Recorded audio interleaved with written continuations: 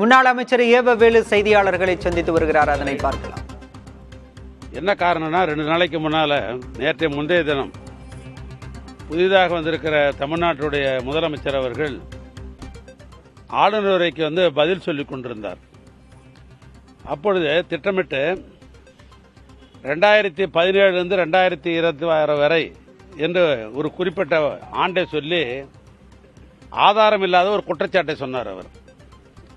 அப்பொழுது நான் எழுந்து ஆதாரத்தோடு பேசுங்கள், அப்படி ஒரு குற்றச்சாட்டை சொல்ல வேண்டும் என்று சொன்னால் பேரவைத் தலைவரிடத்தில் ஆதாரத்தை காட்டிவிட்டு தான் சொல்லுவதுதான் இதுவரைக்கும் மரபு என்று நான் தொடர்ந்து இந்த குற்றச்சாட்டை அவர் மீது வைத்துக் கொண்டே இருந்தேன்.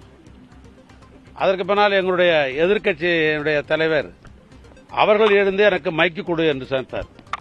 நான் பேரவைத் தலைவரை பார்த்து எங்களுடைய எதிர்க்கட்சி தலைவர் முதலமைச்சருக்கு பதில் சொல்ல வேண்டும், எனவே அவருக்கு மைக்கு கொடுங்கள் என்று தொடர்ந்து வலியுறுத்தி நின்று கொண்டிருந்தேன்.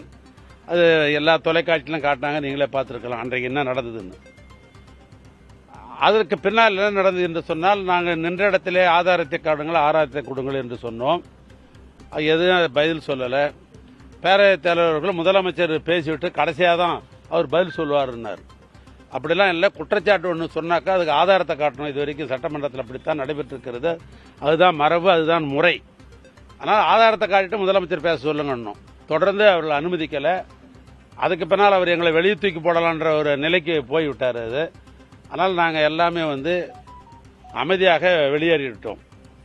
அன்றைக்கு நான் அவர் கேட்ட கேள்வி அந்த அடிப்படையில் தான் இன்றைய தினம் 2022 எங்கோ கரூரில் ஏதோ ஒரு அலுவலகத்தில் நடந்த ஒரு சம்பந்தப்பட்ட ஒரு குற்றச்சாட்டை மையப்படுத்தி என் வீட்டுக்கு ரைடு வந்திருக்கிறார்கள். என் வீட்டுக்கு ரைடு வந்தது மாத்திரம் இல்லை, இது என்னுடைய முகவரி, என்னுடைய வீடு. இதனில் என்னுடைய சொந்த கிராமம் சேகூடல் என்கிற சொந்த கிராமம். அங்கே என்னுடைய இல்லம் இருக்கிறது. அங்கதான் என்னுடைய வாக்காளர் ஜாபிதெல்லாம் அங்கே தான் இருக்குது. அங்கே தான் நான் வாக்கு பதிவு செய்கிறேன். அது என்னுடைய கிராமம். இது 2 தான் எனக்கு சொந்தமாக இருப்பது. ஆனால் திருவண்ணாமலைக்கு சென்று அங்கே கல்லூரிக்கெல்லாம் சென்று, ஒரு கல்லூரி நடக்கிற இடம், அந்த கல்லூரிக்கு சென்று அங்கே போய் பரிசோதனை என்ற பேரில் அந்த கல்லூரியை காலையிலிருந்து மாலை வரை அந்த கல்லூரியிலே அங்கே போய் ஆய்வு என்ற பேரில் இந்த நிமிஷம் வரைக்கும் அந்த ஆய்வை நடத்தி கொண்டிருக்கிறார்கள். நீங்களே பார்த்தீங்க தொலைக்காட்சியில் அந்த கல்லூரியெல்லாம் காட்டி கொண்டிருக்கிறார்கள். அந்த கல்லூரியில் படிக்கிற அந்த பொறியியல் மாணவருடைய மனநிலை எப்படி இருக்கும் யோசிச்சு பாருங்க. ஆக சம்பந்தமே இல்லாத பொறியியல் கல்லூரியிலே போய் அங்கே போய் சோதனை என்ற பேரில் இந்த சோதனையை நடத்தி கொண்டிருக்கிறார்கள். இதெல்லாம் என்னன்னு சொன்னால், இதெல்லாம் செஞ்சாக்கா நாங்களாம் பயந்துருவோம் அப்படின்றதெல்லாம் இல்லை. நாங்கள் திராவிட முன்னேற்ற கழகம் மிசாவை பார்த்த இயக்கம், இந்த இயக்கம் இதுக்கெல்லாம் நாங்கள் பயப்பட மாட்டோம். இன்னைக்கு ரைடு பண்ணலாம், வழக்கு தொடரலாம், நீதிமன்றம் ஒன்று இருக்கிறது. நாம் கடைசியாக நமக்கு இருக்கிற ஒரே நம்பிக்கை நீதிமன்றம் தான். எனவே நீதிமன்றத்தில் நாங்கள் நிரபராதி என்பதை நான் கட்டாயம் பொறுப்பு பண்ணுவேன். ஆனால் எனக்கு மடியில் கனம் இருந்தால்தான் வழியில் பயம் என்ற ஒரு பழமொழி உண்டு. என்னை பொறுத்தளவுக்கு நான் பயப்பட வேண்டிய அவசியம் இல்லை. நான் பரிசுத்தமானவன், எந்த தவறும் செய்யாதவன். இவங்க திரும்ப திரும்ப இவங்க சொல்றதாலே, ஒரு பொய்யை பலமுறை சொல்வதாலே அது உண்மையாகிட முடியாது. அதனால் சொல்றேன், நீதிமன்றத்துக்கு நான் செல்வேன், நான் நிரபராதி என்பதை நான் காட்டுவேன். நான் திரும்பவும் சொல்றேன், எங்களுடைய இயக்கத்துடைய தலைவர் மிசாவிலே ஓராண்டு காலம் இருந்தார்கள், உங்களுக்கெல்லாம் தெரியும்.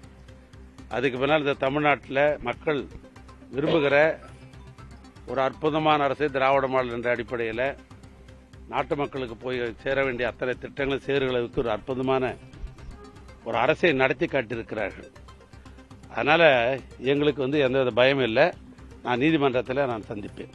40 லட்சம் ரூபாய் கணக்கில் வராத ரொக்கம் பறிமுதல் செய்யப்பட்டிருக்கு, நிறைய ஆவணங்கள் பறிமுதல் செய்யப்பட்டிருக்கு அப்படின்னு சொல்லியிருக்காங்க.